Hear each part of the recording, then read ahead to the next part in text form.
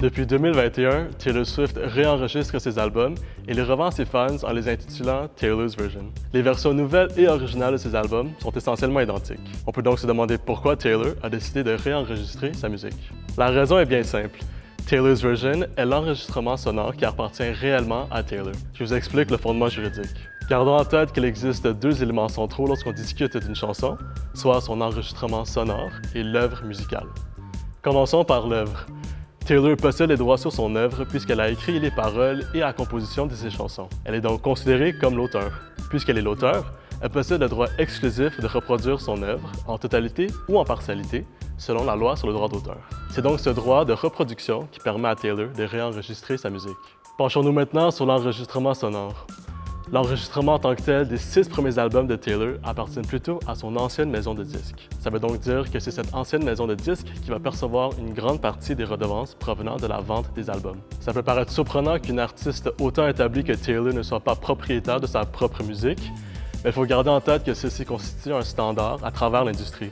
En prenant le risque financier de la production de l'album, les maisons de disques deviennent alors propriétaires des enregistrements sonores. Donc, Taylor possède le droit sur ses œuvres, alors que la maison de disques possède le droit sur les enregistrements sonores. Pour contourner cet enjeu, il existe toujours une clause de réenregistrement dans les contrats standards de l'industrie. Ça veut donc dire que l'artiste n'a pas le droit de réenregistrer sa musique avant l'expiration du délai conclu entre cet artiste et sa maison de disques. La raison d'être pour cette clause est simple. Les maisons de disques veulent tirer le maximum des bénéfices pécuniaires possibles pendant la durée de cette clause. Rappelez-vous que Taylor possède le droit de reproduire son œuvre puisqu'elle en est l'auteur. Et c'est exactement ce qu'elle a fait avec sa nouvelle maison de disques. Dès l'expiration du délai conclu, Taylor reprend le droit d'exploiter son œuvre comme elle le désire. Et c'est ça qui lui permet de réenregistrer sa musique comme elle le veut. Taylor's Version ne remplace pas la version originale de l'album non plus. Les deux versions des mêmes chansons coexistent en même temps sur les plateformes de streaming comme Apple Music et Spotify, même en format physique sur CD et vinyle. Ça revient simplement à Taylor de médiatiser la situation et d'en faire la publicité pour que ses fans achètent plutôt Taylor's Version que la version originale, toujours détenue par son ancienne maison de disques. En pratique, c'est vraiment la loi du contrat qui gouverne l'industrie de la musique. Ce sont les pouvoirs de négociation qui permettent aux artistes de négocier pour des clauses qui leur seront avantageuses dans leur contrat. Ce n'était probablement pas le cas avec Taylor au début de sa carrière. Depuis Taylor's Version, les répercussions sur l'industrie ne peuvent être ignorées. Cette dispute a suscité beaucoup de débats à propos de l'équité des contrats de musique avec les maisons de disques. On se demande pourquoi le standard dans l'industrie empêche les artistes d'être propriétaires de leurs enregistrements sonores.